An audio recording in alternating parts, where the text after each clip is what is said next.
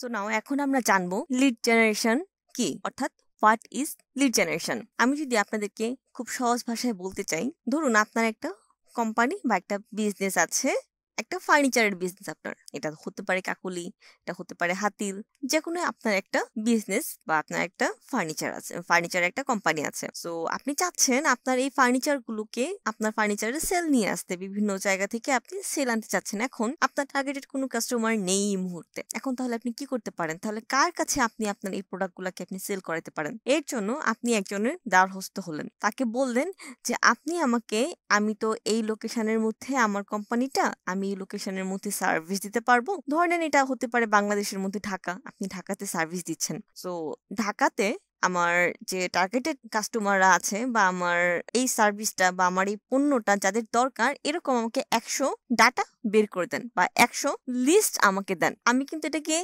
Lead বলছি না, আমি জাস্ট বলতেছি এরকম 100 লিস্ট আমাকে দেন। ঠিক আছে, আমি কিন্তু এটাকে কোনো লিড বলছি না। লিডটা কখন হবে? এই যে আপনি 100 লিস্ট পেলেন, এই লিস্ট থেকে আপনি সবাইকে মেল করলেন। 100 লিস্ট যেখানে দিয়েছে, এই লিস্টের মধ্যে জিমেইল, ফোন নাম্বার, নাম, কোম্পানি নেম, অ্যাড্রেস সবকিছুই থাকতে পারে।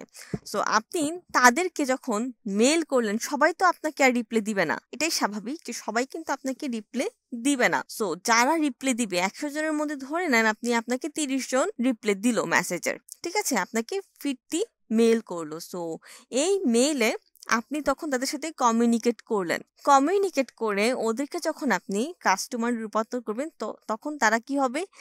লিড হবে। ঠিক আছে, সো নাও লিড জেনারেশনের প্রথমে আমাকে কি করতে হবে? আমার টার্গেটেড অডিয়েন্সের একটা লিস্ট করতে হবে, তাদেরকে মেইল করতে হবে।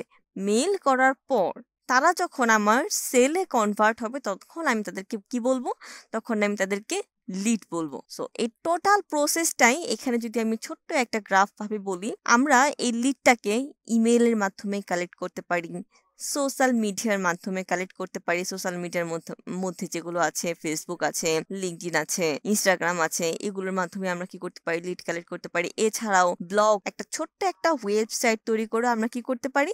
এই লিড কালেক্ট করতে পারি। সো এদেরকে এরপরে আমি ধরেন একটা ফর্মে নিয়ে আসলাম বা একটা পেজে নিয়ে আসলাম, যেখানে এসে সে সমস্ত ডাটাগুলো দিবে যেগুলো আমার দরকার হতে পারে। সেটা email, phone number and location, zip code, যেগুলো আমার দরকার আমি একটা ফর্মের মাধ্যমে দিয়ে দিলাম। তারা কি করলো? সেটাকে ফিল আপ করে আমাকে পাঠিয়ে দিল।